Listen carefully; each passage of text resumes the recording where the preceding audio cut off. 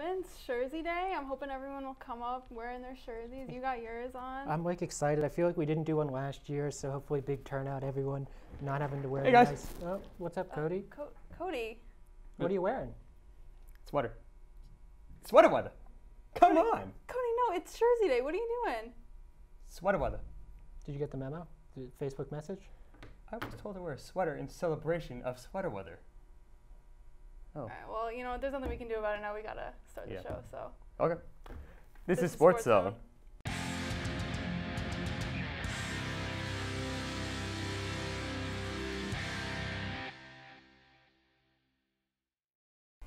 Hello and welcome to another edition of SportsZone. We're going to kick it off with the important stuff like we always do. Studio 90, I'm joined by Jessica and Aaron. You'll note everyone wearing their jerseys. This is Jersey Day for ATV.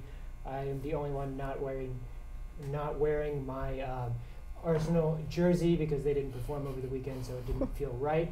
But big news we're going to hit right off the bat. World Cup qualifiers finished up, and the big takeaway is the United States are not going to Russia in 2018. So without any further deliberation, Aaron, I'm just going to send it over to you right away. What's your initial reaction? What does this mean for U.S. soccer? What are the steps going forward? Well, I mean, just to put it simply, just a complete embarrassment that the U.S. didn't make the World Cup. And everybody talks about the Trinidad game. You know, you look at the numbers, a country of over 300 million people can't beat such a small country in Trinidad and Tobago. But it's not just about the Trinidad game. It's been happening throughout the entire qualifying campaign. We've been poor, and we just haven't fixed it. We've been arrogant, and we've said, well, you know, it doesn't matter because we're going to make the World Cup anyway. And that's what happens when you're arrogant. That's what happens when, you know, you go into games complacent. You know, you look at the 4-0 away at Costa Rica, losing at home to Costa Rica, losing at home to Mexico. I mean, the entire qualifying process was just absolutely awful, and there was really no accountability at any point saying, we got to pick it up or else we're not going to make the World Cup, because there was just an assumption that the U.S. would make the World Cup, and obviously that didn't happen. And what's concerning to me is not necessarily the lack of talent, because if you look at that U.S. team, you know, some people say it may not be talented, but it's more talented than the Trinidad team we played. But it's the fact that the guys who are on the field didn't look like they cared. They didn't look like they really cared about winning the game or about the U.S. going to the World Cup, about the sport in this country. They just were arrogant. They didn't look like they cared. I mean, the only guy that really showed fight in that match was Christian Pulisic, but other than that, I didn't really see anything. So it's a complete embarrassment for the federation, and you know, Bruce Arena's resigned. President Sunil Gulati needs to resign. He probably will. I hope he does at some point, because you know, something needs to change with U.S. soccer, because it's just not good enough right now. Aaron touches on a lot of points and makes a lot of good points there. Jessica, do you have anything you want to add, or do you agree basically with all of that? Yeah, essentially. I mean, I think also we all really did think the U.S. was going to qualify, just because the CONCACAF isn't really the strongest confederation in the conference in the world, and especially losing to a team like Trinidad and Tobago, one that's probably considered the worst in the entire CONCACAF region, is just embarrassing. Yeah, the United States have a lot of answers, a lot of staring in the mirror, and they've got 4 years to mull over it. Hopefully it'll light a fire. Hopefully they'll clean house and bring in their younger players, focus on building up, because I think a lot of fans would feel that I'd rather lose with young players than with these old players and established players. Build for the future and work so something like this never happens again. Another country who's kind of going through a similar type evaluation process is the two-time reigning Copa America champions Chile, who shockingly, after their 3-0 loss to Brazil, are not in the World Cup. Jessica, is this just as big a deal as the United States, or even a bigger deal as the United States not making the World Cup? I think it's definitely just as big of a deal, especially considering, you know, they were second place in this year's Confederations Cup. Obviously, they didn't play as well. Many people talked about how that would affect their qualifying. Throughout the CONMEBOL qualification, they also weren't very strong. It's really sad that players like Alexis Sanchez and Arturo Vidal won't be at the World Cup this year, because they're such powerhouses at their clubs. But I think that this is definitely also a wake-up call for Chile. They should probably look at bringing in younger talent, because I know they rely a lot on their older players, which isn't really something that they should do, considering a lot of them are going to retire soon. So interesting points there, and I think the United States and Chile are two of the bigger teams who didn't qualify, but now we've got a fuller picture of teams that are going to qualify or at least play in the playoff round to get to the 2018 World Cup. So as the field shapes up, I think we'll just kind of take a look at teams going into Russia who should be considered the favorites. I'll start with you, Aaron, through the qualification process, and based on that as evidence, who do you think is the strongest team heading into Russia? For me, the strongest team is Brazil. I mean, you look at what they've done in the qualifying campaign, being top of South America, and they seem to have found a nice formula, a nice group of players that play well together. Because the thing with Brazil is they've always been obviously very talented. They've always had a great group of players, but maybe haven't found a way to sort of mix together. And I think that they found a good mix with the squads they've been putting out. So I definitely think that Brazil, with Neymar playing so well right now, has got to be the favorite going into 2018.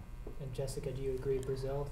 I'm actually going to go with Germany just because in the Confederations Cup, you know, they tried out their U21 team who played exceptionally well. I think that a lot of young players from there are definitely going to move up into the senior team, and I expect them to make it pretty far in this World Cup. I think I'll throw my hat and I'll throw dark horse Belgium. They're a team with a lot of talent who's really underperformed a lot of the international tournaments in the past, and this is sort of their last year to get it right. So I think they, maybe not a favorite, but a dark horse candidate in this World Cup for sure. But we'll be back with more league coverage next week. Stick around for more Studio 90 after this. Welcome back to SportsZone. It's your favorite MLB segment, Getting to Third Base. I'm with Kristen and David today. First of all, I want to start the segment. I can't be here for thumbs because I have class, but I want to give myself a huge thumbs down because I picked the Cleveland Indians to win the World Series, and they got taken out by the New York Yankees in the first round. And we're going to start the segment by talking about that game. David, what happened to the Indians? They had a 2-0 lead, and the New York Yankees won 3 in a row. What happened? Well, to start it off, I mean, game 3 and 4, I mean, their pitching just wasn't there. You know, while it was really dominant in the first 2 innings, I mean, in the second game, they pushed it to 13 innings. They just couldn't keep it going. And then when they had the opportunity with Corey Kluber back on the mound for game 5, he gave up 2 home runs to Didi Gregorius, and that really took out the air from the Cleveland crowd. I mean, that's your ace. That's your, like, Cy Young winner going to go pitch, and you just can't shut the door down that shortstop. I mean, after that, it was kind of apparent. Yeah, and then on the NL side, there was a game that also went to 5 games. The Washington Nationals and Chicago Cubs. The Cubs won in a very controversial game 5. Kristen, what happened in that game? That was definitely one of the craziest playoff games I've ever seen. Game 5, the stakes were super high. It was intense all throughout, and the game was back and forth. We saw the Nationals yet again losing another big series at home. They've never won a playoff series at home, which is crazy in the time that they've been a team. We saw they had the lead, you know, going into the middle innings, and they brought in Max Scherzer in relief in the 5th inning, and he did pitch pretty well. He got out the 2 biggest hitters in the lineup, but then he proceeded to throw a pass ball, and they couldn't capitalize and throw the guy out at first, so that's how the Cubs took the lead, and it was back and forth, but the Cubs really showed how dominant they are and how they are able to battle back, and it was just unbelievable to watch the whole thing, and the Nationals really, they choked again, and it was just unbelievable to watch. Yeah, and now in the next round in the NLCS, the Cubs are playing the LA Dodgers, and right now it's 2-0 for the LA Dodgers, and they are playing tomorrow night in Chicago. What does the Chicago have to do to get back into the series? I think at this point the series is kind of lost for Chicago. They're going back home playing in front of their home crowd, which does play heavily in their favor, but they're going up against Yu Darvish tomorrow night. He has a really good ERA compared to the pitcher that's going to be going for the Cubs tomorrow. So I think the Dodgers have a really good shot to push themselves even further ahead. And the Cubs, we just saw that they barely beat the Nationals. They barely even got into this round. So I think the series is definitely going to be over sooner rather than later. Yeah, and last night, Justin Turner hit like a 3-run walk-off. So Justin Turner's doing very well in this series. So we'll see what happens tomorrow and the next day. And on the AL side, David, the Astros have a 2-0 lead on the New York Yankees. And the Yankees play tonight at home.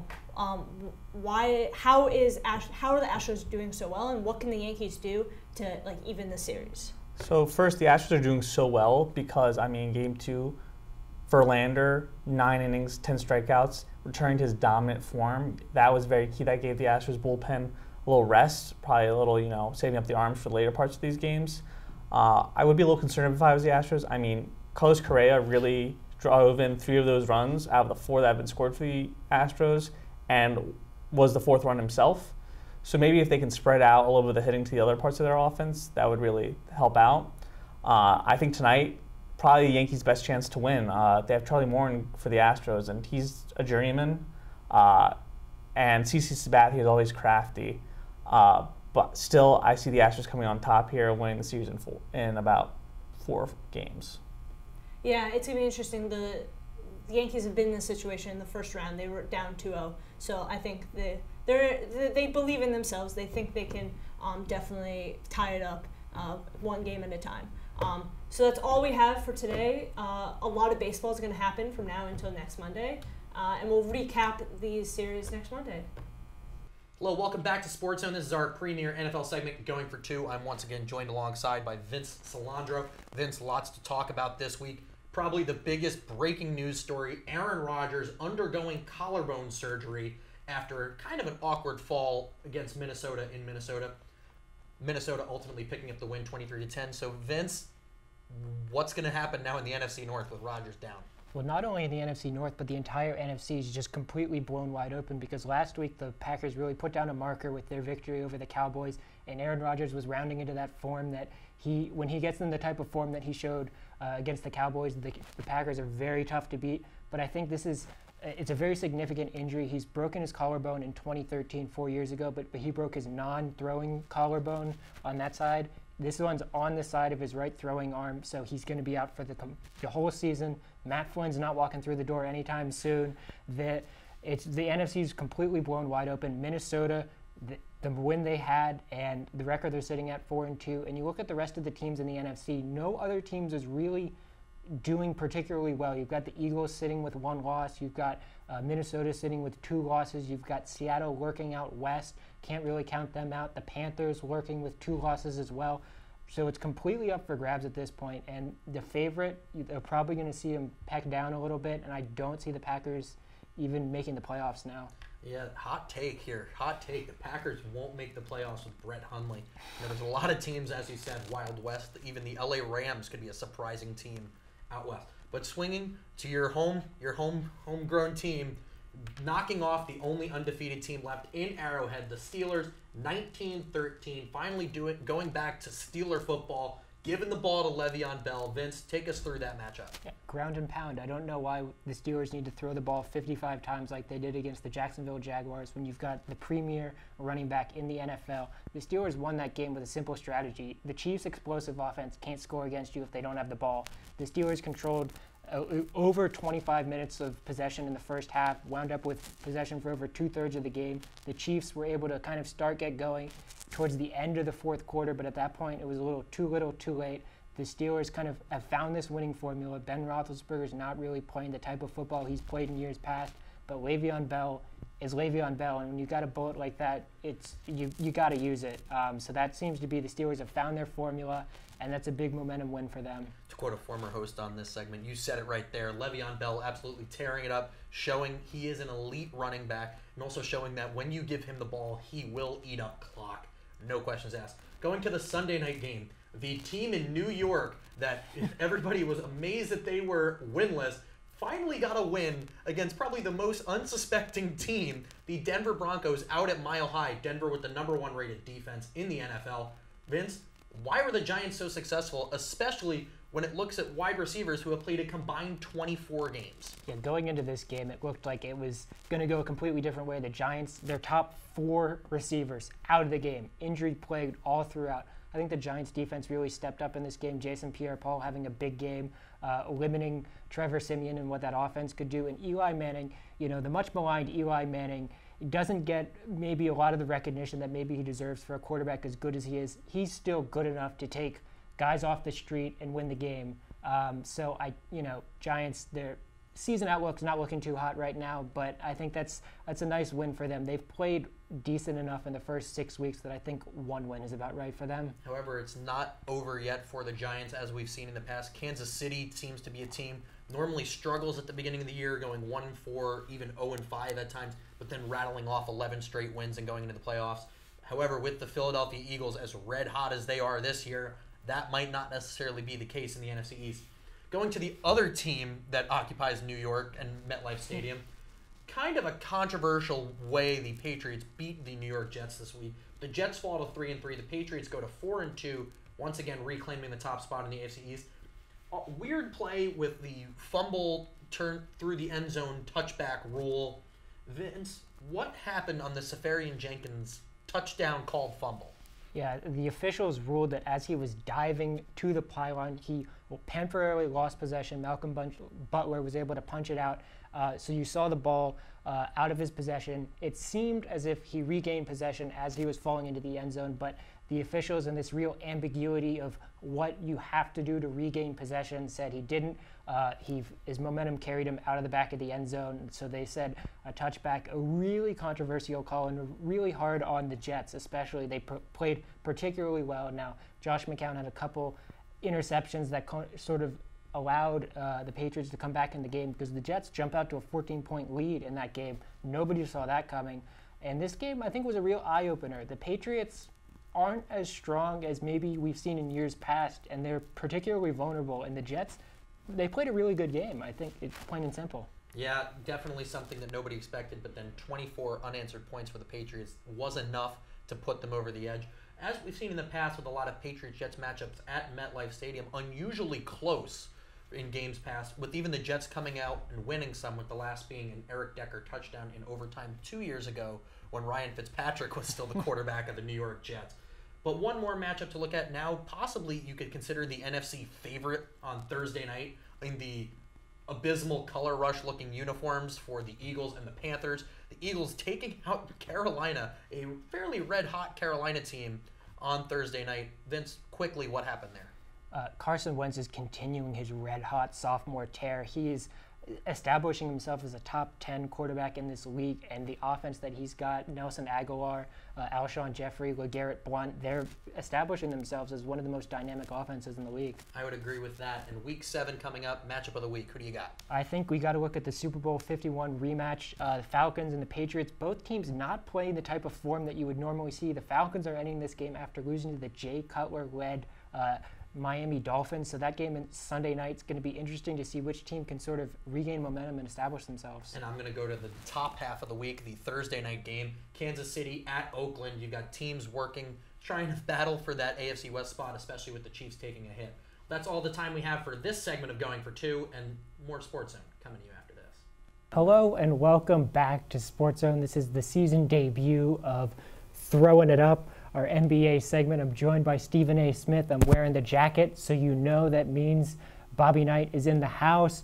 The NBA season is about to kick off, so we have a lot of stories that we should sort of touch on. The offseason was, I think the theme was big players moving places, so we'll touch on a couple new places for some of the NBA's biggest stars, and I think it starts opening night. The Cleveland Cavaliers and the Boston Celtics kick off the season in Cleveland, and both of those teams have a lot of new players.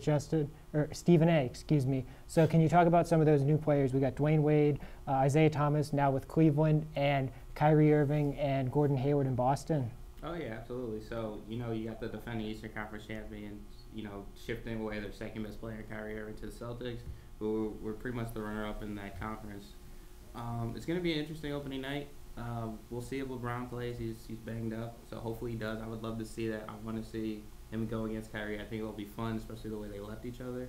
Wasn't on the best of terms, but Kyrie wanted to get out before LeBron possibly leaves to go to LA over the summer. And then he pairs with Gordon Hayward and Al Horford, who I think are going to give the Cavs a real run for their money in the Eastern Conference, especially if Isaiah Thomas isn't healthy, because I don't know when he's coming back. I hear he might come back Christmas, might come back All-Star game.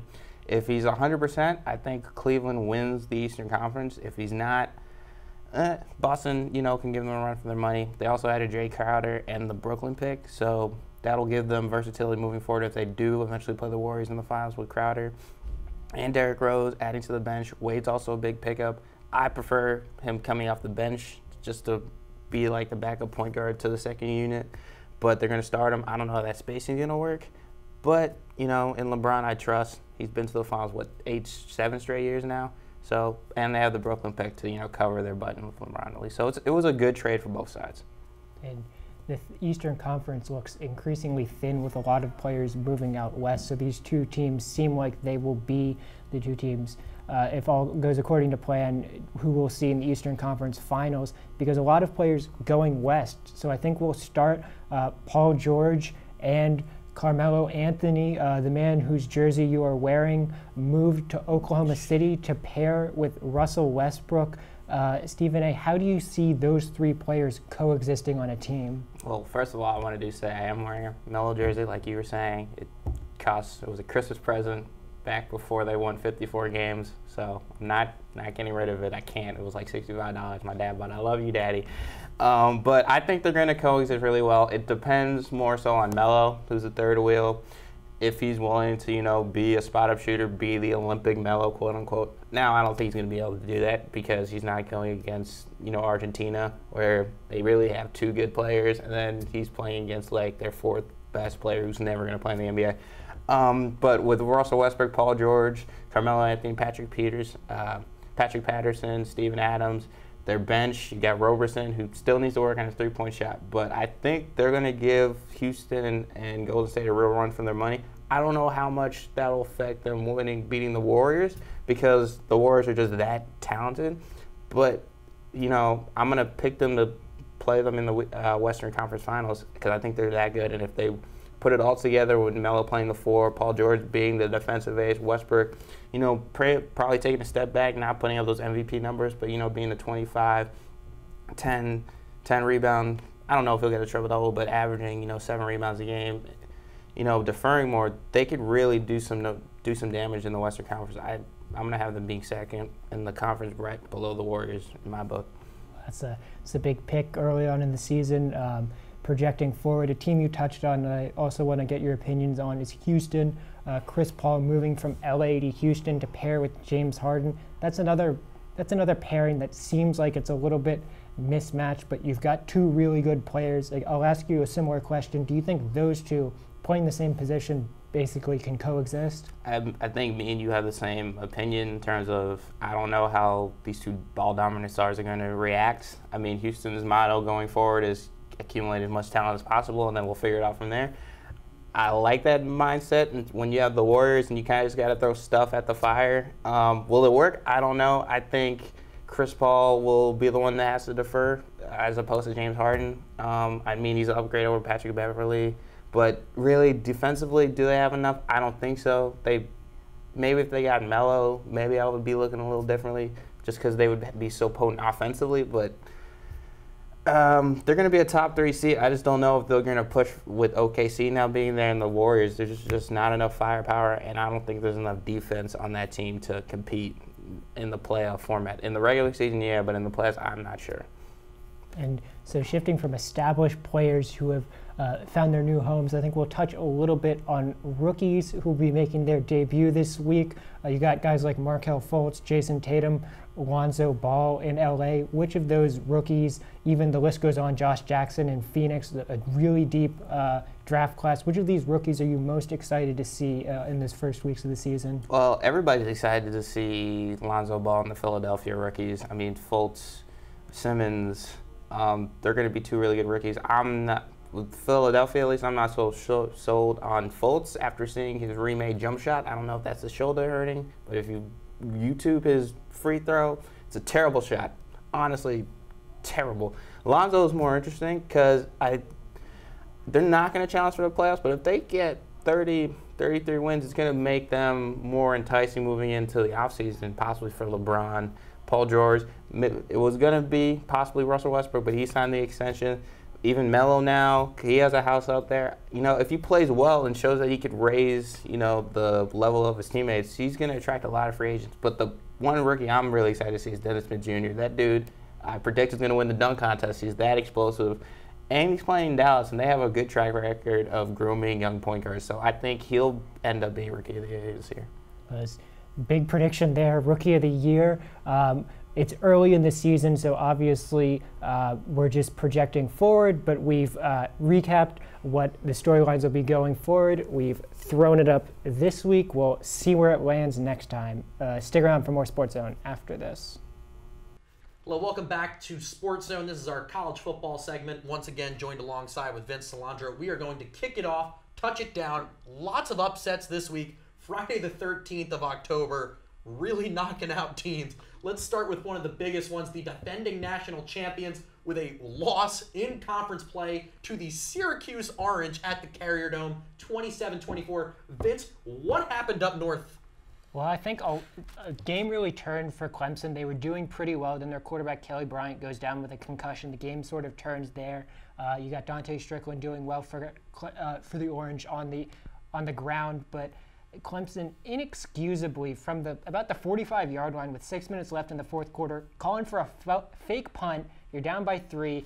They do not convert the fake punt and don't get the ball back. So questionable decisions by Dabo Swinney, and based on some other results, Auburn losing, which was Clemson's best win at this time, Clemson sliding down in the rankings considerably. Yeah, Clemson taking a big hit this week, dropping out of even the top 10, showing that the ACC, as much as you can win big games, you need to not lose bad games either, because the ACC will knock you down into being a Power 5 conference. Swinging to the other Friday the 13th upset, Washington State on a tear with upsetting top teams. Another win for them, 37-3. Vince, take us through that. Yeah, Washington State kind of laying an egg there. Cal coming in and really taking them to the house. Washington State team we talked about potentially being a dark horse in the Pac-12, but with some of the results we saw, USC losing over the weekend, Washington losing as well, the Pac-12 conference stock really took a big hit with their best teams not just losing, but losing badly. Mike Leach's team Friday night just didn't bring it offensively at all. Their offense, which has been pretty good in the first couple weeks of the season, just laying an egg. And I think Washington State, their college football playoff pursuit's over. Yeah, you also have to look at the Pac-12. Possibly their college football playoff pursuit could be over with the way that their teams have been playing. Lots of their top, as you mentioned, their top 3 teams losing in key matchups where they should be winning. Speaking of one of those teams, you have the Washington, blanking on the name, but the Huskies. The Huskies, that's what it is. Washington Huskies also falling this week. Vince, what's going on with the Pac-12? Yeah, it's the Pac-12 and the ACC. We're seeing a larger picture here with both of those conferences really trying to one-up each other with bad losses. This was Washington, a team that made it into the playoff last year as the undefeated team. They're returning their quarterback, Jake Browning. It doesn't make a lot of sense. You would have picked them kind of to get that same 4 spot that they made last year, but it's really kind of interesting because a lot of Pac-12 teams losing, a lot of ACC teams losing, Oklahoma, the big favorite in the Big 12, losing. So now you have an undefeated TCU sitting in there with not a lot of big wins to their name. So I think we could potentially see, if the results continue to hold, potentially a second team from either the Big 10 or the SEC slide into that 4th spot. As of now, the top 5 teams as they sit, once again, Alabama, number 1. Easy win for them, 41-9. Then you have Penn State sliding up into the 2 spot. I know many fans in Happy Valley. Fortunately, we are not in Happy Valley today to revel in their enjoyment of now being the number 2 team in the country. Then you have at number 3, you have Georgia. Georgia, that's who it is. I'm blanking on names today, folks. Georgia in the SEC, who's really had a very surprising season, led by pretty much running back Nick Chubb. And in 4th spot, as you mentioned, TCU, now representing the Big 12. And then you have Wisconsin at number 5. So Wisconsin, they have to play Penn State and Ohio State coming up, and we'll probably have to play one of those teams again in the Big 10 title game. Vince, do you see Wisconsin being that dark horse, or do you see it going to somebody else? Wisconsin, certainly the way the schedule shapes up, has the potential to get big-time wins and really establish themselves in the top 4. But in terms of whether I think they'll actually be able to do that, I don't think so. I think Wisconsin, they play in a weaker division in the Big Ten, so a lot of their conference victories, at least in this early season, have been against poorer teams. And when you get up against these Penn States, Ohio States, even Michigan State playing particularly well this season, Wisconsin may get found out. And I think based on the early conference schedule and what we've seen so far, Penn State is head and shoulders above the rest of that Big Ten. So I think Wisconsin, while they have the opportunity, I don't think they'll be able to seize it.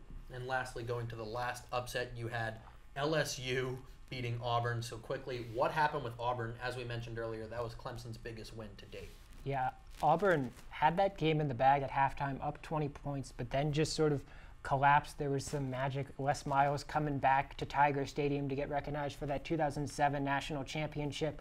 But Auburn really squandered an opportunity because their success sort of would have coincided with Clemson, so they needed Clemson to continue to win. And if they continue to win, they could say, hey, our only loss is to Clemson, a team in the top 4. But now Auburn sort of completely squandered that, losing to an LSU team that's all over the place this season.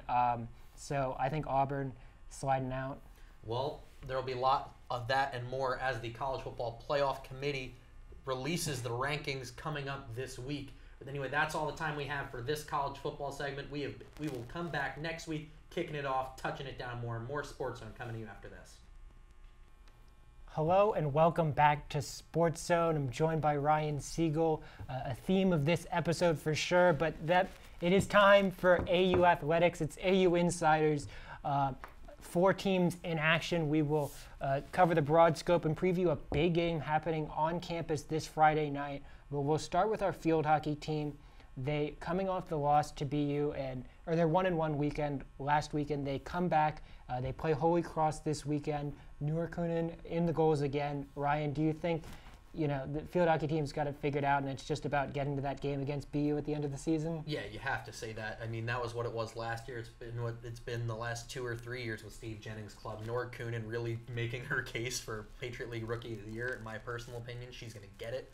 A big win at Colgate. I know it's kind of a tough, Colgate's not necessarily the greatest team in the Patriot League, but they're not the worst either. But definitely it was a strong statement win, especially coming home this weekend for their big senior game and their 50th anniversary game and whatever else game it is for them. It's a big day coming home to Jacobs Field. But I think field hockey definitely has it figured out. Bowcut's firing on all cylinders. They're working well with Kunin. Rubas really kind of controlling that midfield. And you have the McCormick sisters, and Rachel Stefano just nailing down the back line, as well as Maura Jacobs. So I think field hockey's got it figured out. And it's only a matter of time until AU and BU meet and clash now at Nickerson Field at BU. Yeah, we're all getting excited for hopefully a rematch there if AU can get back to the title game and maybe repeat the feat of last year, winning the title on BU's home field. Another team who's gearing up for the playoffs and playoff positioning is our AU women's volleyball team, completing another 3-0 week. They have now won 8 games on the bounce. This weekend, a little bit of struggle against Colgate, taking to 5 sets. Ryan, what do you think was going on there with the team? Yeah, you really can't tell what was going on or what. They just didn't show up the first 2 sets, for lack of a better term. You even asked Coach Barry Goldberg, and Barry was like, we don't know where we went for 2 sets, but then 3 sets. In set 3, we finally started moving our feet a little bit. Then set 4 and 5 was AU volleyball. So, I mean, it shouldn't have gone to 5 sets, especially against Colgate, a team who's 2-9 in Patriot League play. But, Goldberg's team just squeaking out the win, which sets up our marquee matchup for this week. Yeah, absolutely. Want to get a little more thoughts on that. Friday night in Bend Arena, they welcome Navy. Navy dropped a game against Army, so then now they sit at 7-1 in the league. Same record as AU. This is a game for all the marbles. It seems like top billing in the Patriot League, hosting of the Patriot League tournament. Ryan, it's going to be a big game. The Eagles, do you think they'll be able to avenge their early season loss to Navy? Absolutely. I really don't think Barry Goldberg will allow his team to lose at home. I think they'll be more than ready. We saw that on Lehigh. It's now a Stadium 1 game, so it will be on national TV again. American 1-0 on national TV. But we saw American come out against a Lehigh team that many thought was not going to go 3 sets, end in 3 sets. So we have to expect that Navy coming into AU, granted they're also reeling after a loss against Army, a team which AU has beaten in 3 sets once already. So you have to think that Barry Goldberg's club is going to be ready to go, firing on all cylinders Friday night in Bender Arena. Yeah, Barry Goldberg, a big game coach, and they've got a couple big game players. Alexandra Kazala still sitting in the top 10 nationally in kills per set. So that team sort of has it figured out. As I said, 8 wins in a row for them, trying to make it 9 tomorrow night against Loyola before they return home to play Navy. We'll shift onto the pitch to the Nick Dimitrovic Eagles, the men's soccer team getting a victory.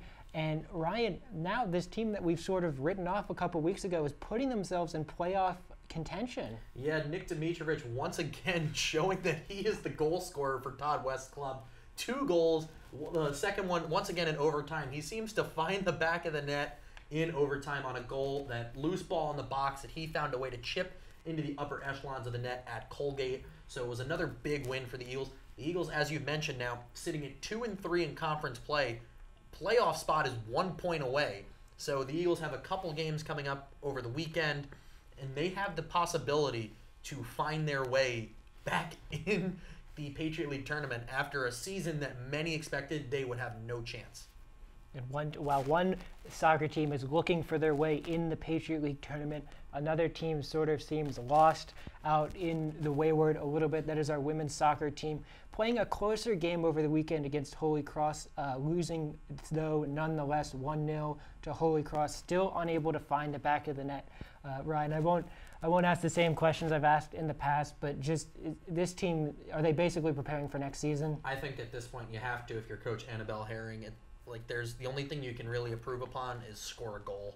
I don't think you want to end your season without a goal. At this point, they've only scored 2, and the last goal they scored was August against Virginia Military Institute in the one game they've won this year. So I think if you're Annabelle Herring's club, you got to be playing for a draw, a 0-0 draw, which unfortunately Riley Brown faces 20 shots on target a game, so it's probably not going to happen. As much as she's been playing great and has a fairly good save percentage for a freshman goalie in Division I soccer, they need to find the back of the net at some point before this season's over, just to have kind of a morale booster of we're going to go into the offseason. We at least started finding the back of the net at the end of the season. Do I see that happening with the way they've been playing and with the shot selection they've been taking? Unfortunately, I don't. They will be in search of their 3rd goal of the season on the weekend on the road in Pennsylvania against Lafayette. But as we touched on, big matchups on campus over the weekend. It is Parents' Weekend. We have volleyball playing Navy on Friday. The field hockey team with a big game over the weekend. Men's soccer will be home as well. A lot of festivities for us to mop up next time on AU Insiders. But stick around for more Sports Zone after this.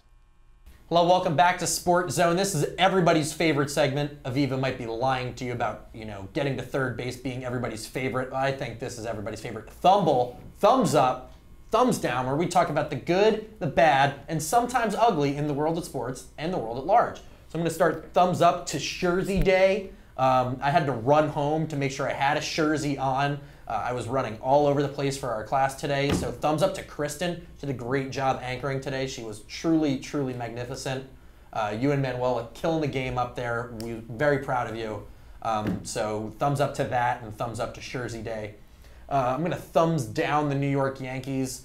Down 2-0 to the Astros. I mean, you can't say we were expecting more, but just can we get one more win? Take them to 5. If you lose in 5, I can say, you know what, successful season. Even though I should be a nice Yankee fan and be thankful that they won at all and got through the ALDS.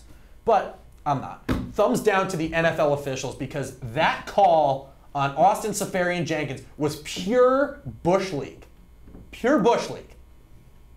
He had the ball. He then did fumble the ball for about a half second, but then regained the ball before he hit the ground, before he hit the pylon. But the NFL decided to say, oh, there was another angle that nobody's seen, that he fumbled the ball and then it fumbled it out of the end zone. So the Patriots then got the ball on the 20, drove down the field and scored. Come on, man. Are you kidding me? Like, granted, I'm not saying the Jets should have beaten the Patriots by any stretch of the imagination, but that puts that game, that score right there, puts that game into overtime. And it showed, but anyway, I'm going to thumbs up the Jets. They showed that they are a somehow, I can't believe I'm saying this on air, a legitimate NFL football team. They are 3-3, but their 2 of their 3 losses are against teams that are going to be playoff teams, with the New England Patriots and the Oakland Raiders. So kudos to the Jets. Because thumbs up to the Giants because they finally won, and of all games they won against the #1 defense with 4 wide receivers who have never met each other. So kudos to the Giants, I guess. Thumbs down to the U.S. men's national team for not making the World Cup. I don't know how. I'm going to let other soccer people who actually know what they're talking about talk about that, but I'm just going to thumb it down anyway. Thumbs down to the Rangers because they have been absolutely piss poor to start the season. Granted, I know it's only 4 games into an 82-game season, but they've just been absolutely atrocious to watch. They've been absolutely atrocious to follow. We have been losing to teams like the Devils. I get the Devils are red hot this year in 4 games, but we need to seriously just reevaluate. You know, we signed all these pieces, maybe even Alain Vigneault. You need to hit the streets. I'm sorry, but your French-Canadian style of hockey does not necessarily work in the Big Apple. I'm going to thumbs up to the fact that I got to go cover a Maryland football game this weekend. It got me out of working a women's soccer broadcast, which I would have liked to do, unfortunately, but a class assignment at the Maryland football game was I had to do, so I'm going to thumb up that. Thumbs up to the Maryland student section because they decided to, entertain everybody else in the stadium by once Charlie Kubander, the Northwestern kicker, kicked a ball over the extra point netting that's normally meant to protect the crowd. He kicked the ball over the netting into the crowd, and then the Maryland student section decided we are going to throw around the game football for a total of 5 minutes, making security chase it all the way to the 400 level of their stadium and halfway back down before security got on top of that. And then he did it again. So I'm going to thumb up the Maryland student section with that because they provided a lot of entertainment for pretty much everybody in the stadium because the game wasn't much to watch. Oh, sorry, I'd be remiss if I didn't mention thumbs down to Jake Elmsley because he sucks. But anyway, with that, I'm going to step aside. I'm going to bring in the one, the only, Cody Cowan. I don't want to mess up this curtain over here. We're back to the old days, everybody. Hey, me, Cody Cohen, Cody Lewis. Really, I don't care what you call me at this point. So. Thumbs up because it's sweater weather. Am I right? Come on. Come on. By the way, thumbs down for Jersey Day. I was told it was sweater day because it's sweater weather.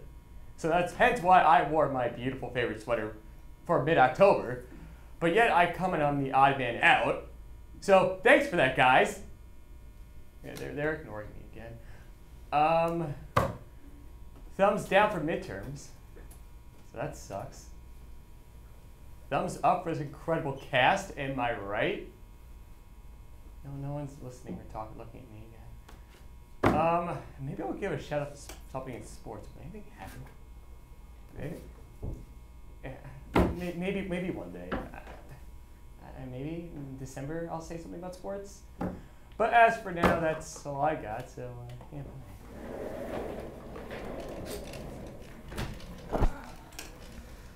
Alrighty, well, Cody, what did I just do?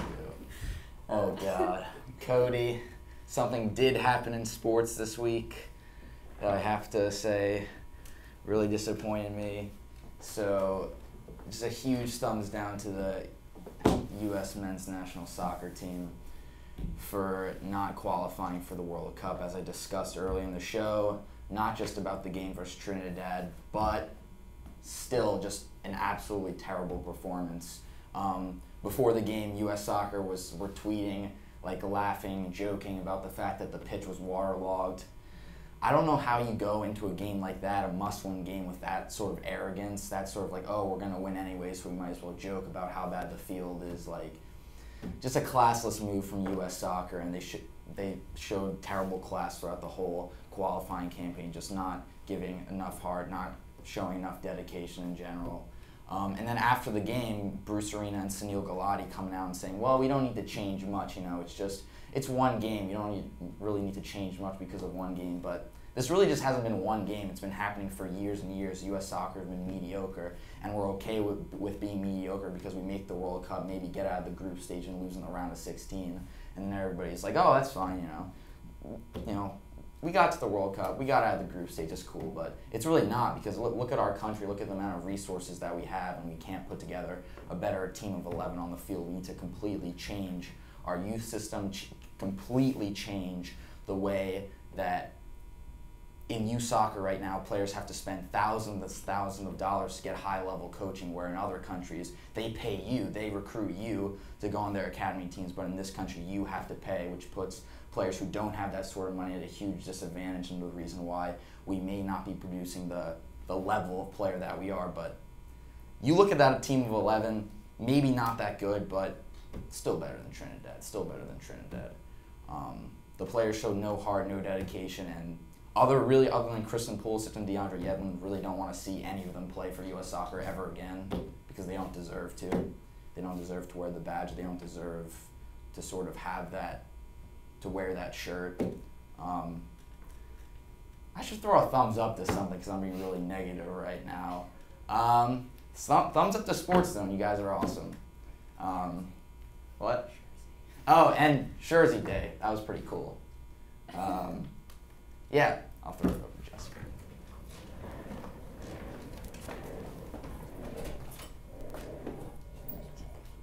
So I'm going to thumbs up Jersey Day because that's always fun.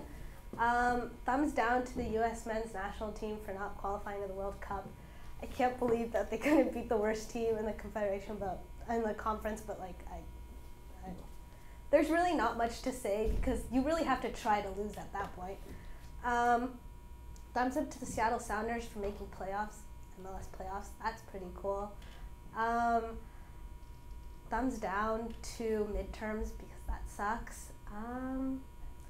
And thumbs up to Peru and to Panama. Panama qualified to the World Cup for the first time ever. Peru is in a playoff position, which is really cool. They had a great qualification season in CONMEBOL, which is one of like the hardest, I think, in the world, with teams like Brazil, Argentina, Chile, and yeah. So I'm gonna throw it over to Kristen. All right, I'll give a thumbs up to Jersey Day. Pretty much everyone remembered. It's awesome to see everyone's jerseys. It's a good day. Thumbs up to Ryan in our class today. Ryan did an in-studio segment, and he did sports for about 2 minutes, and if you guys saw it, you guys all would have been proud of him. He did a really good job. I'll give a thumbs up to the MLB playoffs. We got really exciting games happening, so I'm excited to continue to watch that. Thumbs up to the New York Giants for finally getting a win. It's been a long time coming. Hopefully they can, scratch out a few more before the season ends. And that's all the thumbs I have today. Here's Spence.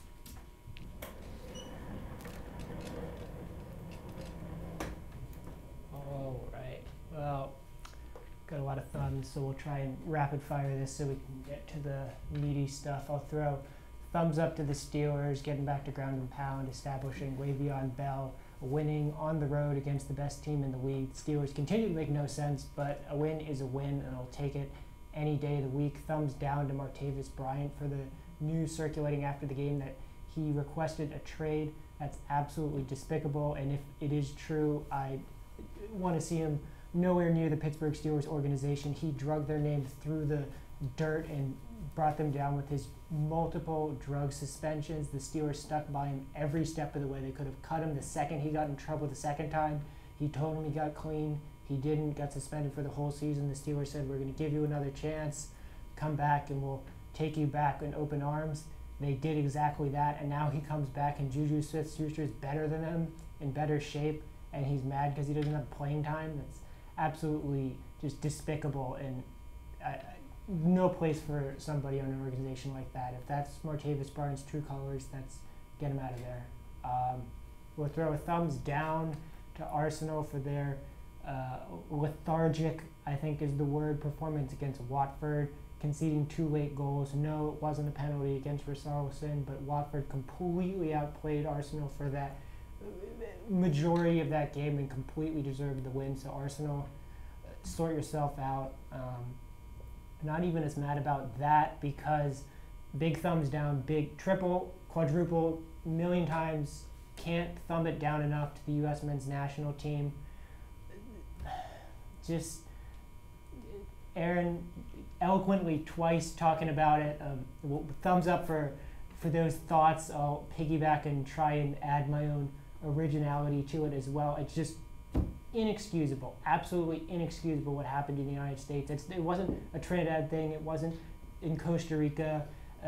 It wasn't in New Jersey when they lost to Costa Rica. It was the entire cycle. Every player that was involved, every coach. It's not a Jurgen Klinsmann, Bruce Arena, Samuel Gulati thing. It's the entire federation is just trash and garbage.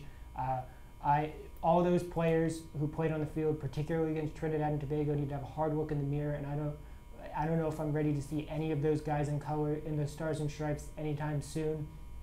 I'm tired of the excuses. I'm tired of the field. I'm tired of there's too many Costa Ricans in New Jersey cover at the game. It's hard to play in Azteca. It's hard to play on the road. I'm tired of these excuses. A nation this big, a nation with this much resource, there shouldn't be any excuses. And it's a bit of the American way to have these excuses, and I'm sick of it. I'm tired of, this player did well, and Christian Pulisic is too good for this team. No, he's not. He's an American. He's on the team just like the rest of them. None of them are free of blame. They all lost that game. It wasn't 10 guys who lost and Christian Pulisic who played the game of his life, and they drug him along and lost too. He's just as much an American as all those other guys. They are all equally culpable and need to sort their stuff out. All of them equally culpable, equally at blame. Need to have a hard look in the mirror. I don't want to see any of those old guys again. Tim Howard, get him out of there. Michael Bradley should have been out a long time ago. Josie Altidore is not a striker. Get him out.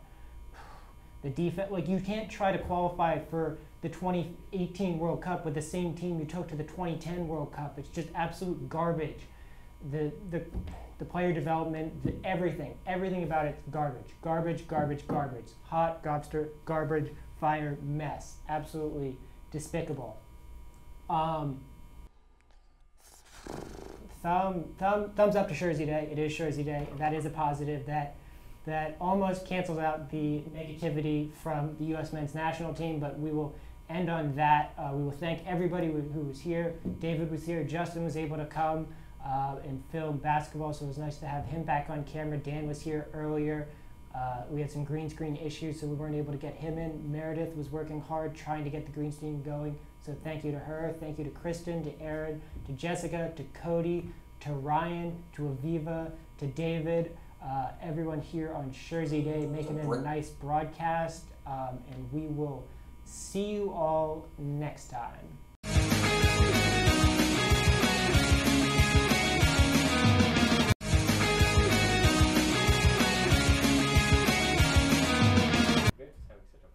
All right, we are starting. Wait, I don't know what he's doing. I'm still steaming. I need to settle down. Ryan has no chill. That's true. I could have pulled a muscle. Someone can't hang. Kristen, stretch. All right, but Cody. Don't want to pull a muscle out there. Good thing I've been working on my jump shot. I have been. I'm fat. I'm LeVar Ball. I'm gonna win now. I'm gonna beat everybody.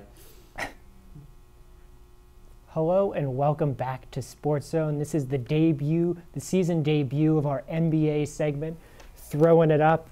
You'll come to remember and come to love that 3-point. You know what? No. All right, that intro was. All right, we're gonna do that again. Sorry, that was funny. The intro was. All right. Yep. On the camera and just taped it to the bottom of the camera. For any upsets, well, think about how easy it would be, because then it can just go boop, boop, boop, boop. Also, big day, got paid by the Capitals finally for my freaking preseason work. Yeah, no, but I don't know why they take out Medicare, but I don't get health provided. That's what So they do. why do I get a Medicare deduction? Just so you They can see also those dinged me. minuses. My boss also dinged me on the hours, which I'm livid about. I am seething. Stay tuned for that one. Now that'll be thumbs down to Monumental Sports and Entertainment. Hello, welcome back to SportsZone. This is our premier college football segment. I'm once again joined alongside. Yeah, we're starting that again. It's because you didn't stretch enough. I didn't stretch. We rushed the stretch. That's what we did. Come Okay, on. here we go. Hold on. Ready? Good as evidence Team as any. stretch. Team stretch. All right. Count us in. Not at all. Not at all. All right. Let's do this thing. We talked about the AU Nick Dimitroviches. The fighting. Oh, get it. Stretch. Team stretch. A little bit tight. A little bit. Yeah, but a little sore in the neck. All right, we're ready. Yeah, we're ready. We did our stretch. We're good. All right, we're good. Open the gate. Open and close the gate, you know? Camera 3 for me. Hi, hello. Oh, hi. Okay. Please don't touch me. Okay, so I'm gonna bring. Aviva, sit back. Thank you. Late in the game, you can't be stealing when you're down a run. Well, and there's two I outs. do. And there's 2 outs. I stole from a candy store in Canada when I was 9. Oh, Cody. Cody, please don't go back to Canada. If I get a call from you saying that you need bail, I'm not coming to pick you up.